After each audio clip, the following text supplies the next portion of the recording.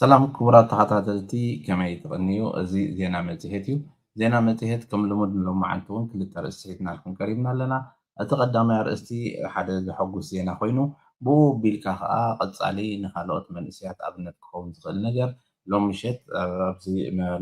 ክንፍኑ መደብ እንዳኣተና ከለና ዝወፀ ዜና ስለ ዝኾነ ኣገዳስነቱ ርኢና ነቲ ዝነበረ ካልእ ዜና ኣሊና ነዚ ቀዳማይ ናባኹም ከነብሎ ኢልና ኣለና እሱ ተቀዳማይ ዜና ከዓኒ ምናልባት ብፖዚቲቭ ነገር ክንጅምር ስለ ዘለና ክጅምር እሞ ናብቲ ካልኣይ ዜናና ክንከይድ ኢና ኣብቲ ቀዳማይ ዜና ሎሚ ምሸት ከም ዝተገልፀ ኣብ ሽወደን ኣሌክሳንደር ኢሳቅ ናይዚ ዓመት እዚ ብሉፅ ተፃዋታይ ተባሂሉ ተሸሊሙ ኣብቲ ሽልማት ከዓ ወርቂ ናይ ዝተሰርሐ ኩዕሶ ሽልማት ተዋሂቡ ንዕኡ ኣብ መንጎ ሕጂ ምስ ኣርሴናል ዝፃወት ዘሎ ቪክተር ዮሬስ በሃል ኣብ መንጎኦም ትውድድር ዓበ ከም ዝነበረን እዚ ከዓኒ ምናልባት ካብቲ ቅድሚ ሕጂ ንመጀመርያ ግዜ ዝወስዱ ዘሎ ኣሌክሳንደር ኢሳቅ ድሕርቲ ኣብ ኒውካስትል ዘረኣዮ ድሕሪ 70 ዓመት ኒውካስትል ዋንጫ ንክትወስድ ዝገበረ ኣብቲ ዝነበሮ ተራ ብፍላይ ከዓኒ ኣብዚ ተገሊፁ ዘሎ ሓደ ካብቶም ፍሉጣት ተንተንቲ ናይ ስፖርት ኣብዚ ሃገር ኤሪክ ኒቫ ዝበሃል ከም ዝበሎ ካብ ዲሰምበር ስጋዕ ኣፕሪል ኣብ ዝነበረ ግዜ ዘርኣዮ ፀወታ ዝሓለፈ እሱ ዓብይ ነገር ኮይኑ ሕጂ ኣብ ሊቨርፑል ኣብ ዝመፀሉ ግዜ ኣብቲ ጋንታ ብዝተፈጥረ ሽግር ኣብቲ መሪሕትን ኣብ ተፃወቶትን ዝተፈጥረ ሽግር ከምቲ ጀሚርዎ ዝነበረ ዕውት ዝኾነ ክኸይድ ምኽኣሉ እዚ ከዓ ብሰንኪ ተፈጢሩ ዘሎ ነገራትን ክስገር ዘለዎ ነገርን ኮይኑ እቲ ዝዓበየ ነገር ኣብዚ ምናልባት ከምዚ ትሰምዕዎ ዘለኹም ኣሌክሳንደር ኢሳቅ ዝበሎ betyder mycket. Jag tror det kanske inte någonting som man tänker allt för mycket på när man blir proffs eller något som man kanske strävar efter så. Men det är en otrolig bonus för ens karriär. እዚ ሰዓብ ነገር ነቲ ሒዘዮ ዘለኹ ሞያ ተመሊሰ ንቅድሚት ንክደፍኦስ ዓብይ ነገር እዩ ዓብይ ቦነስ እዩ ብፍላይ ፕሮፌሽናል ምስ ኮንካ ብዙሕ ነገራት ዝረኸብካ እዚ ከም ተወሳኺ ንቅድሚት ዝደፍኣካ ነገር እዩ ኢሉ ኣሎ ካብዚ ከም ናይ ኣሌክሳንደር ኢሳቅ ከምዚ ኣብነት ዝበለፀ ተፃዋታይ ናይዚ ዓመት እዚ ምዃን ናይ ሽወደን ምዃን ዓብ ተስፋ ሂቡ ብዙሓት ንኣሽቱ ናብ ብናቱ ደረጃ ዓቕሚ ክወፁ ዝኽእሉ ከም ዘለውን ብዙሓት እውን ንሪኦ ከም ዘለና ተስፋ ዝህብ ንኣሽቱ ኣብቲ ዓበይቲ ጋንታታት ናይዚ ሃገር መፂኦም ዝፃወቱ ዘለው እዚ ኣሌክሳንደር ዝሓለፎ ጉዕዞ እሞ ከዓ እሱ ኢንስፓሬሽን ኮይኑ ባዕሉ ከም ፎረቢልድ ኮይኑ ኣብነት ኮይኑ ንብዙሓት ነቲ ናቱ መንገዲ ክኽተሉን ኣብቲ ስፖርታዊ መዳያት በፂሕዎ ዘሎ ደረጃ ንክበፅሑ ነዚ ዓብ ተስፋ ዝህብ ስለ ዝኾነ ወዮ ደኣ ከም ኮሚኒቲ ድልድል ዝበለ ኮሚኒቲ ዘይሃለዎ እምበር ኣብ ነፍሲ ወከፋት ክለባት ዘለው ብፍላይ ኣብ ዝሓለፈ እዋናት ዘጋጠመ ብድሆታት ከምኡውን ብዙሓት ኮንታክት ዝገበሩን ወለዲ ስለ ዝነበሩ እግረ መንገደይ ኣብዚ ንዕኦም እውን ኣስማት ከይጠቐስኩ ሕጂ ብዝሳለስቲ እዚ ዓበይቲ ውዕላት ምስ ጋንታታት ዝፈረሙ ወለዲ ኣለው ኣብዚ እንታይ ኣስተውዒለ እቶም ወለዲ ሕፅረት ኣፍልጦ ናይ ትገባባት ኣባና ከዓኒ እቲ ሕብረተሰብ ከምቲ ዝድለ ስለ ዘይተጣራነፈ እምበር ኣዝዮም ብዙሓት ከምዚ ተፃወቶት ካብ ጋንታ ናብ ጋንታ ምምፃእ ኣብ ምትሕልላፍ ኣብ ምሻጥ ኣብ ከምኡ ተፃወቶት ነይሮም ዝሓለፉን ሕጂ እውን ስጋዕ ዝቐረባ ግዜ ተፃወቶት ዝነበሩን ብኣሰልጠንቲ ደረጃ ኣለው ብኮሚቴ ኣባላት ደረጃ ኣለው ግን ሙሉእ ብሙሉእ ኣብቲ ናይ ሽወደን ስለ ዝኣተው እዞም ሓደሽቲ ዝመፁ ከዓ ኣብ ከምኡ ምኽሪ ምሕታት ገለ ምሕታት ኣዝዮም ይሽገሩ ስለ ዘለው እግረ መንገድና እቶም ብቐረባ ትፈልጥዎም ስድራ ቤቶም መቕርቦም ነቶም ንፉዓት መንእሰያት ኣብ ኩዕሶ እግሪ ኣሰልጣኒ ኮይኑ ሰሪሐ ነይረ መን ኣበየናይ መዓልቲ እንታይ ዕድል ረኺቡ እንታይ ብቕዓት የርኢ እዩ ናብ ዓበይቲ ነገር ዝበፅሕ ገለገለ ሰባት ኣብታ መዓልቲ እቲኣ እቶም ክመርፁ ዝመፁ ሰባት ኣብ ዝርኢሉ መዓልቲ ፅቡቕ መዓልቲ ውዒሎም ፅቡቕ ተፃዊቶም ኣብ ዝለዓለ ደረጃ ዝበፅሑ ኣለው ገለገለ ሰባት ከዓ ኣብታ ተዓዘብቲ ዝመፁላ መዓልቲ ሓሚሞም ድዮም ገለ ከይተሰለፉ ዕድል ዝሓልፎም እውን ኣሎ ስለዚ ኣብ ኩዕሶ እግሪ እቲ ብቕዓትካ ዝያዳ ብቕዓት እንዳደለበ ዝኸይድ ኣጋጣሚታት ተፈጢሩ ክትረኣይ ምስ ከኣልካ ተስፋ ዘቁርፁ ነገራት ብፍላይ ከም በዓል ሽወደን ዓይነት እዚ በዓል ኣሌክሳንደር ኢሳቅ በፂሖሞ ዘለዎ ነገር ብቐሊል ከም ዘይብፃሕ ኣብቲ ናይ ኩዕሶ እግሪ ስርዓት ካብ ታሕቲ ጀሚሩ ብዙሕ ዝኣተወ ዓሌታዊ ዝኾነ ነገራት ኣሎ ብዙሕ ስድራ ቤታት ክንፅርፅር እዮም ብዙሕ ስድራ ቤታት ክኽሩ እዮም ግን ናይ ኣሌክሳንደር ኢሳቅ ኣብነት ኮይኑኒ ዝብሎ ሄኖ ጎይቶም ላሊጋ ዝኣክል ኣብ ስፔን ከይዱ እንዳተፃወተ ኣብ ሃገራዊት ጋንታ ናይ ሽወደን ከይኣቱ ዝኾነሉ መንገዲ ድሒሩ ዝመፀ ናይ ኤርትራን ሃገራዊ ጋንታ ከይዱ ክፃወት ዝወሰነሉ መንገዲ ኣብቲ ሲስተምስ ዳርጋ ቅቡል ዝኾነሉ ግዜ ኣሉ ክብሉካ ዘይክእሉ ዓለም ዝምስክረልካ ደረጃ ምስ በፅሓካ ዝላታን ምስ ኮንካ ኣሌክሳንደር ኢሳቅ ምስ ኮንካ ገለ እዚ ሽዑ ብዓለም ደረጃ እውን ልክዕ መልእክቲ ስለዘይሕልፍ ትኽልከለሉ ኩነታት የለን ናብቶም ንኣሽቱ መንእሰያት ግን ምስ ዓቕሞም ምስ ብቕዓቶም ከለዉ ብዙሓት ሕጂ ትሽግር እንታይ እዩ ደቅኻ ሙሉእ እምነት ሂቦም ከም ኩሉ መሰል ኣለና ኢሎም ከምቲ ካልእ ብዓቕሚ ብብቕዓቶም ጥራሕ መሲልዎም እንዳኸዱ ኣብቲ ሲስተም ውሽጢ ዘሎ ስትራክቸራል ዲስክሪሚኔሽን ዝፈጥሮ ግን ብዙሕ ሽግራት ኣሎ ስለዚ ኩሉ ሃሞምን ቀልቦምን ሂቦም ግዜኦም ዘጥፍኡሉ ኣብቲ ናይ ምምራፅ ኩነታት እንድሕር ብቀረባ ምስኦም ኮንካ ስምዒቶም ዘይትሰምዖም ኮንካ ሃንደበት ክቋርፅዎ ክእሉ ገለገለ ስድራ ቤታት ንኽሪእዎም ንክመፁ ናብካ ዝሓሸ ዕድል ኣጋጣሚ ክፈጥሩሎም ደልዮም ብዙሕ ትኩሕኩሕ ማዓፁ ዝግደስ የለን ስለዚ እቶም ዘለው ዝርከቦም ነቶም መንእሰያት ድሓን ኣንፈት ዘለዎም ዕድል ተተፈጢሩ ዝለዓለ ካርየር ክበፅሑ ስለዝኽእሉ ኣብ ከምዚ ኣጋጣሚ ምናልባት እቲ ፖለቲካ ፖላራይዝ ገይርዎ ስለዘሎ ህዝቢ ነቶም መንእሰያት ግን እዚ ኮነንቲ ይቀንዲ على ألكسندر إسحاق شودن از مطلوب گیه اتلیست نتوم اب شودن زلومو ابتی قدامای درجه نای شودن زتصاوتو زلو اتلیست ارنفیلم گانتاتاتم بزیگدس يركبو زحلفوهم تمكرو يلاوت نزفلت خاطر راح يكون نبوملهم بهاجر درجه افقد ختماتات زتصاوتو زلو من اسيات انسباير يكبرهم حدا مش يقفيلو يمكرهم انتهي حليفنا وبس ابيناي تشالنجز كغوتمون نت تشالنجز بخمي كبد هو انتهي ናብኡ ዘብፅሑ ንዕኡ እዚታት ብቐረባ እንድሕር ደኣ ይህን ይህን ክብሉ ጀሚሮም ኣሌክሳንደር ከዓ ናቱ ኔትወርክ ኣለዎ ናብዚ ንክበፅሕ ስኢሉ ይበፅሕ ነታ ጋንትኡ ዝነበረ ጥራሕ ክንምንታይ ሃፍቲሙ ኣሎ ከይዱ ብዓለም በቢ ዝተሸጠ ቁፅሪ ስለዚ ኣብኡ ከዓ ተሰማዕነት ክህልዎ ስለዚ እሱ ዝሪኦም ዓቕሚ ዘለዎም ሰባት ምስ ዘህልው ሪኮመንድ ክገብር እዩ ኣሌክሳንደር ኢሳቅ ሪኮመንዴሽን ሕጂ ብቐሊል ዝረኣይ ኣይኮነ ደቂ ሃገረዮም ወይ ፈልጦም ዘይኮነ ባዕቃቶም ምስ ረኣየ ገለ ቪድዮታት ናቶም ምስ ረኣየ وازيهم سعدل تزوهابهم كذبلهم كله يوم لذي كمتي هنا قويتهم ألكسندر إسحاق إنسباير جيرو نبز زبطحو ناتي أبنة تسيز ولو كم وقت راح نقول خاب ألكسندر إسحاق رئينا نبز بس إحنا زبلغا من السيات بزحت عم مسمر عنه لذي إذا مسمر زين خلصل أتليست أنت ننفع كم حبرة سب أنت كجبر زجبون تاي كندي بتصتنا مع زلو أبس أبي إفتران فعت تصاط زنبرو أصلت أنت خون زخولو ولا خالي إترف كم سرح حيزم أبيلو من إسي دليم نتن جانتات كمان أركيبهم ده حجزو أتليست توسط التناتات ندهبكا كتب صحم تخيل من إسيات بزح حتى اللون أزيم نفعل نعوجن يسرح حلوس لزيلة مورالهم تسيرو تزق براوشتي ناي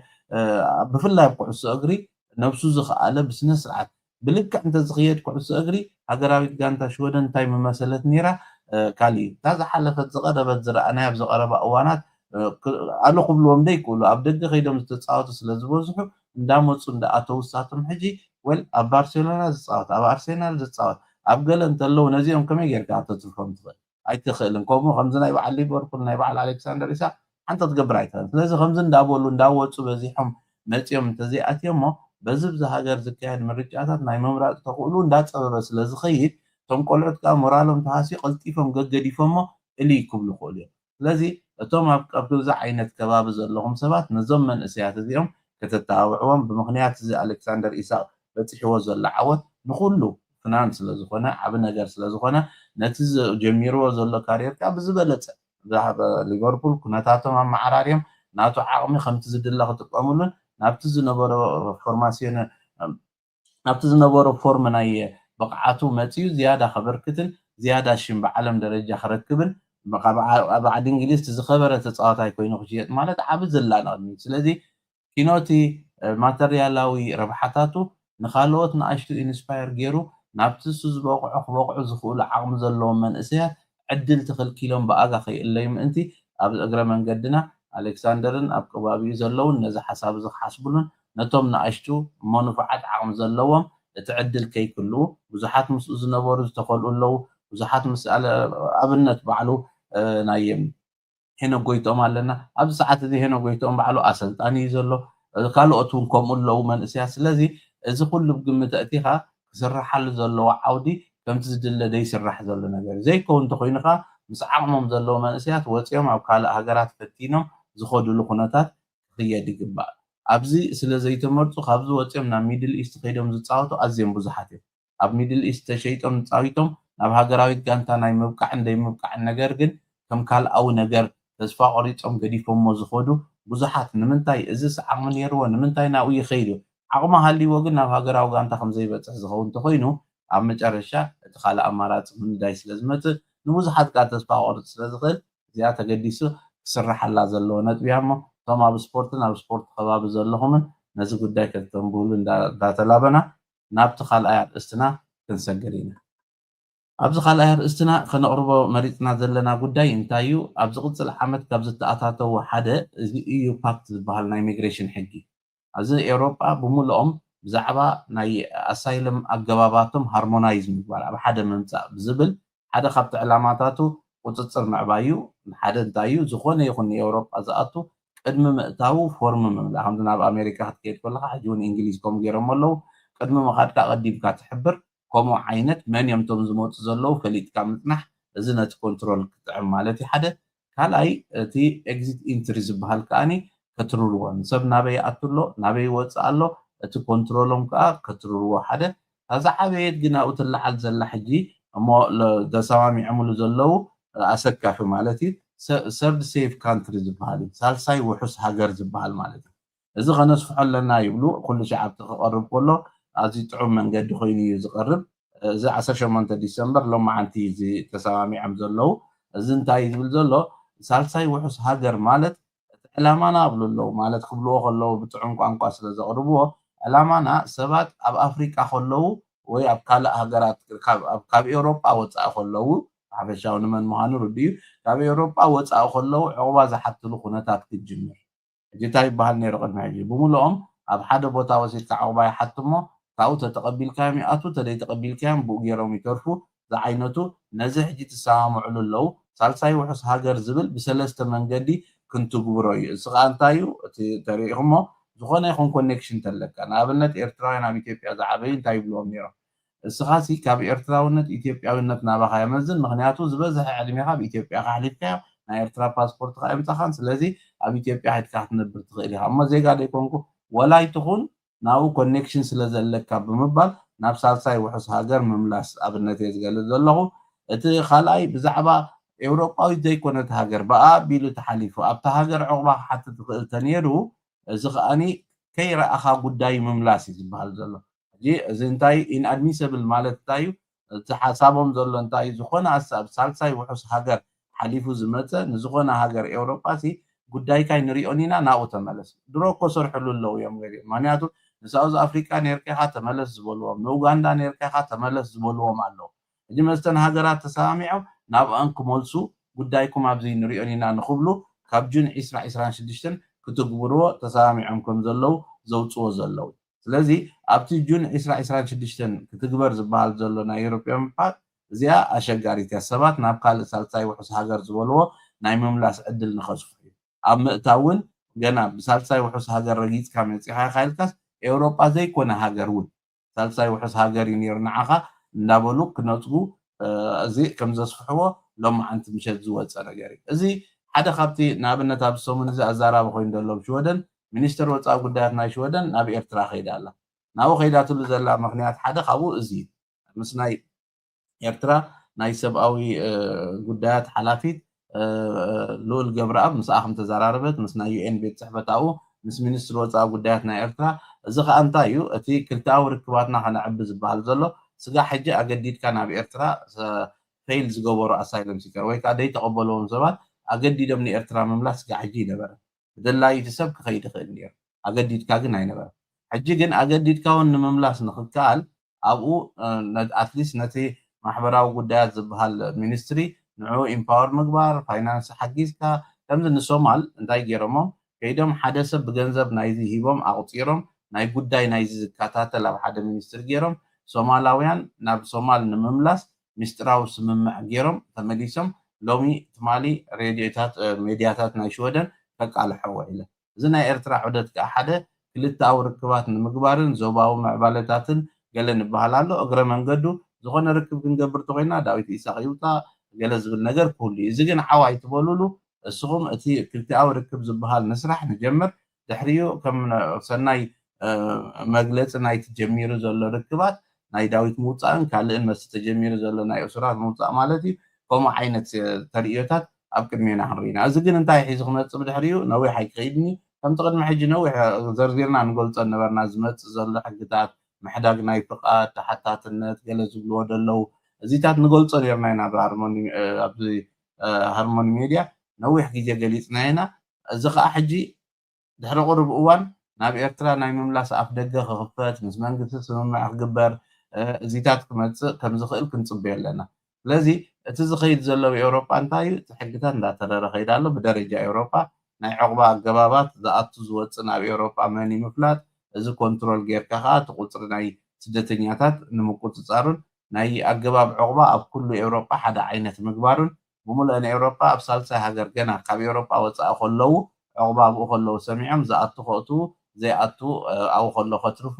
ንክስብ መልሱ ከዓ ናብ ሳልሳይ ሃገር እዚ ከም ስምምዕ ፈቐዱ እንዳኸዱ ናብ ሶማል ከይዶም ገብሩ ኣለዉ ኣፍጋኒስታን ከይዶም ገብሩ ኣለዉ ናብ ኤርትራ ከዓ ሕጂ ከዱ ኣለዉ ናብ ኢትዮጵያ ኣዝዩ ብዙሕ ዘለዎ ሰብ ይስደድ ኣሎ ይመልሱ ኣለዉ እዮም ካብ ቅድሚ ሕጂ ተራእዩ ብዘይፈልጥ መንገዲ ኣብ ዝቕፅል ምርጫ ንዘርእይዎ ስታስቲክስ ክንዲዚ ሰብ ኣውፅኢና ብምባል ድምፂ ናይ ምርካብ መስርሕ ክገብርዎ ዝደልዩ ዘለዉ እዮም ዝመስሉ ስለዚ እዚ ኣብ ቦትኡ ከሎ ኣዝዩ ኣሰካፊ ዝኾነ ነገር ካልእ እንታይ ክህሉ እዩ ኣዝዮም ብዙሓት ሰባት ፖሊስ ዝነበሩ ምክትታል ዶባት ዝነበሩ ኣሃዶም ኣብ ዘላንበሳ ዝነበረ እቲ ተደጋጋሚ ንነግሮ ሓካይም ዝነበሩ ኣብ ሳዋ መምሃራን ዓላማይ ዝነበሩ ኩሎም እዚኣቶም ሰበብ ምክንያት ዋርድያ ወፂኻ ዶ ትፈልጥ ኣይትወፅን ከማን እንዳበሉ ንኣዝዮም ብዙሓት ሰባት ዜግነት ምክልካል ጥራሕ እዩ ነይሩ ቅድሚ ሕጂ ዜግነት ምክልካል 25 ዓመት ሓለፈን ካብ 15 እስካብ 50 ጥራሕ እዩ ነይሩ ሕጂ ግን ብብዝሒ ዝሪኦ ዘለኹ ኦፊስ ዝመፁና ዘለዉ ብብዝሒ እንታይ መፅያ ኣላ እስኻስ ካብቶም ኤክስክሉዥን ክሎዝ ዝበሃል ኣሎ እቲ ጀኔቫ ኮንቬንሽን እንታይ እቲ ኤክስክሉዥን ክሎዝ በደልትን ተበደልትን ብማዕረ ዕቑባ መሰል የብሎም እቶም በደልቲ ወይ ከዓ ንበደል ንክፍፀሙ መሳርሒ ዝነበሩ ሰባት ዕቑባ ኣይግብኦምን እዩ እንታይ ዳ ናብ ዓዶም ክብለሱ ስለዘይክእሉ መፃንሒ ትህቦም ኣዝዮም ብዙሓት ሰባት ፈልጥዋ እያ እዚኣ ናይ 12 ወርሒ ፍቓድ ትበሃል ኣላ ኣብቲ ገበን ዝተገብረ ቀጥታዊ ተራ ጌርካ እዩ ስለዚ ዕቑባ ይግባኣካኒ ኢሎም ፋይሎም ኣሕድግዎም እቲ ፍቓዶም ኣሕድግዎም እንታይ ዳ ህብዎም መፃንሒ ዝቡካ እንተኮይኖም ኣብ ሃገርካ ዘሎ መንግስቲ ከምዘይ ዕምፀካ ከምዘይ ውፅዓካ ውሕስነት ሂቡና እዩ እንተኢሎም ወይ ከዓ ሳልሳይ ውሕስ ሃገር ረኺብናልካ ኢና እንተኢሎም ናብኡ ውፃእ ምባል ክጅምሩ እዮም ማለት ስለዚ ቀሊል ነገር ክኸውን ኣይኮን እዚ ከድዎ ዘለዉ ካይዳ ወል ሓዊሎም ክኣብልዎ ኣለዉ ንምንታይ እዚ ኩሉ ዝግበር ዘሎ ምስ ተባህሉ ንኣብነት እቲ ፐርማነንት መንበሪ ፍቓድ ናብ ግዝያዊ ምቕያር ሓደ ካብቲ ዕላማታት ኢሎም ዜጋ ዝወስዱ ዘባት ክውሕዱ ምእንቲ ፐርማነንት ተደይብሎም ዜግነት ስለዘይሓቱ ናይቶም 98,100 ሰባት መንበሪ ፍቓድ ናብ ግዜኡ ንምልዋጥ መሕሰቢኦም ሓደ ምክንያት ዜግነት ንኸይወስዱ ምዃኑ ዜግነት ምውሳድ ክከብድ ስለ ዘለዎ ዝብል ሓሳብ ስለ ዘምፁ ስለዚ እቲ ዝኸይድ ዘሎ እንዳረኣኻ እቲ ዝግበር ጌጋታት እንተደይቀኒስካ እሞ እንድሕር ደኣ ነቲ ትማሊ ዝበልካዮ ክትዝክሮ ከይከኣልካ ኣቕሊልካ ርኢኻዮ ከይድካ ዜግነት ትኽልከል ጥራሕ ዝመስለካ ካብኡ ሓሊፎም ከይዶምን መንበሪ ፍቓድካ እቲ ሂብናካ ነበርና ረፊጂ ስታተስ ኣይግባኣካን እዩ እቲ ካልኣይ ደረጃ ፕሮቴክሽን ዝግባኣካ ወይ እውን እሱ ናይ ግባኣካን እዩ ናብ ምባል ገፆም ይኸዱ ኣለዉ ስለዚ ነቲ ኣቐዲምካ ዝበልካዮ ነገራት ኩሉ እንድሕር ደኣ ገለገሊዩ እንታይ ዝብል መምሕያሽ ጥራሕ ይገብር ኖ ከምዚ ኮይ እሞ ይብል ከምቲ ዝበልናዮ ኣብ ዝሓለፈ መደባት እውን ብዘረባ ጥራሕ ኣይኮንካ ንዑ ክትረትዖ ትኽእል መርትዖ ኣሎ ባዕሎም ዘቕርብዎ ሊፎስ ዝበሃል ኣሎ ላንድ ኢንፎርሜሽን እቲ ሊፎስ ላንድ ኢንፎርሜሽን ኣብ ገፅ 5 ኣንጻርካ እንተኮይኑ ኣብ ገፅ 8 ንዓኻ ዝጠቅሙን ክህልዎ ክእል ስለዚ ዝኾነ ክግበር ከሎ ነገራት በቲ ቋንቋ ናቶም በቲ ሕጋዊ መንገዲ ከይድካ እዚ ከምዚ ኮይ ኣብዚ ከምዚ ገፅ ከምዚ ብል ኣሎ ኣብዚ ከምዚ ብል ኣሎ ንስኹም እዚ ገፅ እዚ ጠቂስኩም ኣለኹም እዚ ግን ከምዚ ዝብል ዘሎ ኢልካሲ ብከኣብኑ ናብ ቤት ፍርዲ ምስ ከድካ ኣትሊስት ቤት ፍርዲ ነቲ ጭብጥታት ይኽርኢ ዘረባ ግን ንሕጊ ክስዕሮ ስለዘይክእል እቲ ዘምፅዎ ዘለዉ እቲ ዝብልዎ ዘለዉ ተሪኢኹም እንታይ እዮም ትሰድልኩም ናይ ኣምነስቲ ሪፖርት ናይ ሰብኣዊ መሰል ግህሰታዊ ደሎ ኣብ ሳዋ ዘሎ ተሓሓዛ ገለ እዚ ዝርዝራት ተሓሒዞም እዮም ዝሰድልካ ክስሕብዎ ወይ ካሕድጉካ እንተደልዩ وانتاي قبلها قدم مسحبنا محداقنا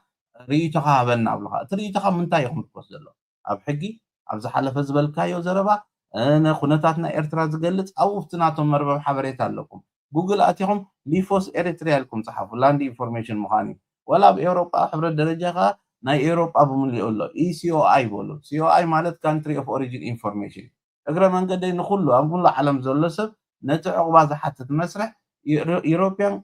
كانتري اوف اوريجين انفورميشن كان تغيرك ناي كلنا هاجرات زرزرات توم كيز اوفيسرز نعو يوم دنبو نعو ريوم يوم دوس السقاقه نعو اتليست فلت حدا قنقاهم ممكن تزارم معناتي اذن دابلنا نايلوم معنت مدب ابز خنزازمينا اب قصالي بتماساسال يعني رحب سلام